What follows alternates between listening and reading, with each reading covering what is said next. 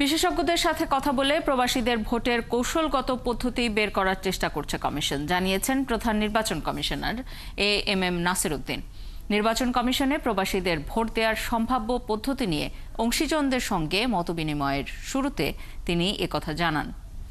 আগারগাঁওয়ে নির্বাচন ভবনের মিলনায়তনের সেমিনারে রাজনৈতিক দল, সংবাদ মাধ্যমের সম্পাদক, সুশীল সমাজের প্রতিনিধি, বিশ্ববিদ্যালয়ের শিক্ষক সহ আমন্ত্রিত প্রায় 100 জনের সঙ্গে মতবিনিময় হবে। পোস্টাল ব্যালট, অনলাইন ভোটিং এবং প্রক্সি ভোটিং পদ্ধতির প্রণয়ন নিয়ে এই কর্মশালার আয়োজন করা হয়েছে। এসব পদ্ধতির স্বচ্ছতা, ধরন, নিরাপত্তা, মান ও আইনি চ্যালেঞ্জ সহ নানা বিষয়ে অংশীজনদের মতামত নেওয়া হবে।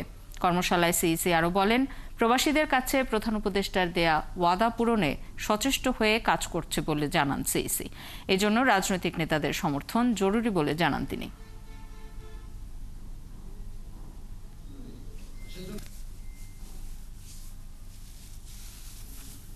এবং আপনাদের পরামর্শ নিয়ে আমরা এগোতে চাই।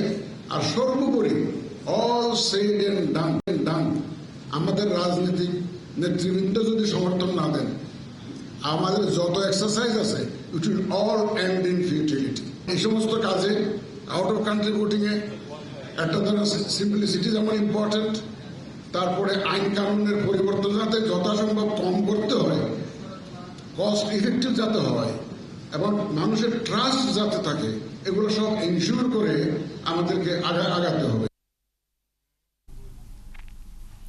এ বিষয়ে আরো খবর নিয়ে আমাদের সাথে যোগ দিচ্ছেন সহকর্মী ফারজানা আক্তার।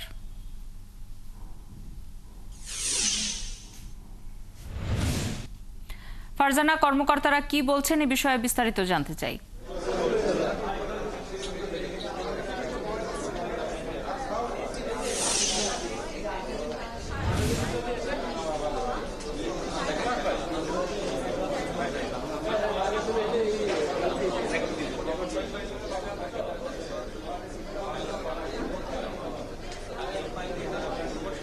শাওন, যেমনটি দেখছিলেন এর আগের সংবাদে যে সকাল 9:30টার দিকে এই যে প্রবাসীদের ভোটিং সিস্টেম নিয়ে যে কর্মশালা সেটি শুরু হয়েছে, সেটি এখনো চলছে এবং এখানে সুশীল সমাজ, রাজনৈতিক দলের প্রতিনিধি, গণমাধ্যম প্রতিনিধি সহ বিশেষজ্ঞ যারা এই ভোটিং সিস্টেম নিয়ে কাজ করছেন এবং একটি কারিগরি টিম যে গঠন করা হয়েছিল সেই কারিগরি টিমের প্রতিনিধি সহ অনেকেই কিন্তু আছেন এই কর্মশালা এবং তারা তাদের যে পরামর্শ সেটি দিচ্ছেন। এবং কর্মশালা শুরুতেই প্রধান নির্বাচন কমিশনার এএমএম নাসির উদ্দিন যেমনটি বলেছেন যে আসলে প্রবাসীদের ভোট নিশ্চিত করা নির্বাচন কমিশনের ওয়াদা এবং প্রধান উপদেষ্টা যেমনটি বলেছিলেন যে প্রবাসীদের ভোট নিশ্চিত করা হবে, সেই লক্ষ্যে কাজ করে যাচ্ছে নির্বাচন কমিশন। এবং আমরা দেখেছি বিগত বেশ কিছুদিন ধরে প্রবাসীদের ভোটিং সিস্টেম নিয়ে কিন্তু নির্বাচন কমিশন কর্মশালার আয়োজন করছে। এর আগে আমরা দেখেছি একটি কারিগরি টিম গঠন করেছিল।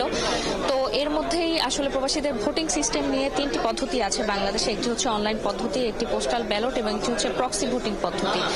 তো এখন পর্যন্ত নির্বাচন কমিশন আসলে যেটিকে সর্বোচ্চ গুরুত্ব দিচ্ছে সেটি হচ্ছে প্রক্সি ভোটিং পদ্ধতি, কারণ বর্তমানে যে সিস্টেমটি চালু রয়েছে সেটি হচ্ছে পোস্টাল ব্যালট পদ্ধতি। পোস্টাল ব্যালট পদ্ধতিতে নির্বাচন কমিশন যেমনটি মন্তব্য করেছে যে পোস্টাল ব্যালট পদ্ধতি একটি অচল পদ্ধতি এবং বিগত নির্বাচন অর্থাৎ দ্বাদশ জাতীয় সংসদ নির্বাচনে দেশের বাইরে থেকে আসলে যে পোস্টাল ব্যালট পদ্ধতিতে একটি ভোটও আসলে কাউন্ট হয়নি।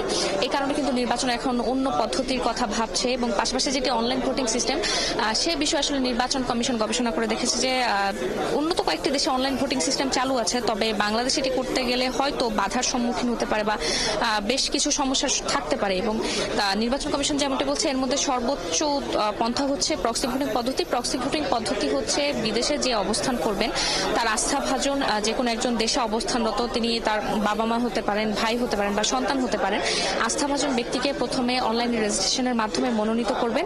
সেই মনোনীত ব্যক্তি ভোটের দিন এসে ভোট দিবেন। তো এইসব বিষয়ে আসলে আলোচনা চলছে। আমরা দেখেছি MIST, বুয়েট, ঢাকা ইউনিভার্সিটির যে কারিগরি টিম রয়েছে, যারা বিশেষজ্ঞ রয়েছেন, তারা কিন্তু বেশ কয়েকটি পরামর্শ তুলে ধরেছে। কোনো টিম আমরা দেখেছি অনলাইন ভোটিং এর পক্ষে ভোট দিয়েছে, কোনো টিম পোস্টাল ব্যালটের পক্ষে, কোনো টিম প্রক্সি ভোটিং এর ক্ষেত্রে। অর্থাৎ এখন পর্যন্ত নির্বাচন কমিশন যেটি বলছে যে সবগুলো পদ্ধতিতেই মোটামুটি সুবিধা অসুবিধা রয়েছে। এবং নির্বাচন কমিশনার সানাউল্লাহ যেমনটি বলেছেন যে নির্বাচন কমিশন পরবর্তীতে হাইব্রিড পদ্ধতিতেও যেতে পারে। পারে, অর্থাৎ অনলাইন, পোস্টাল এবং যে প্রক্সি ভোটিং, সেটি তিনটি মিলিয়ে একটি পদ্ধতিতে যেতে পারে। এবং তিনি যেমনটি বলেছেন যে সামনের নির্বাচনে পুরোপুরি না হলেও পাইলটিং বা লং ট্রায়ালে যেতে পারে। তো এখন পর্যন্ত আমরা দেখছি যে নির্বাচন কমিশন এমনটি বলছে এবং এই সেমিনারটি চলছে, শেষ হলে আমরা আরো খবর জানাতে পারি। খবর রাখতে থাকুন ফারজানা, নিশ্চয়ই ফিরবো আবারও আপনার কাছে। যুক্ত ছিলেন সহকর্মী ফারজানা আক্তার।